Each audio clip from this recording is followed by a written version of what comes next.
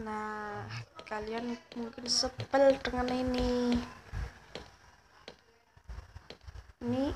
dia baca kan, kenapa kan musuh kan.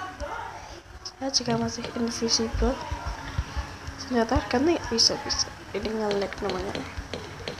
Kita harus menunggu lebih lama kalau nge-lag kayak gini, tapi aku punya cara yang lebih baik, tidak nge-lag lagi.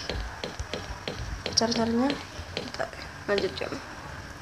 Pertama kita buka pengaturan ya, lalu kita buka jaringan seluler, jenis jaringan yang dianjurkan. Buka ini ya, ini diganti-ganti aja dari 3G atau 4G otomatis ini, lalu kita ganti ini.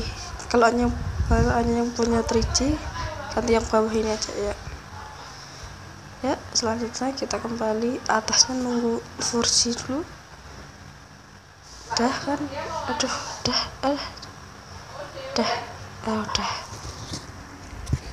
ya, selamat bisa bermain lagi. Fire in the hole. Menunggu lebih lama.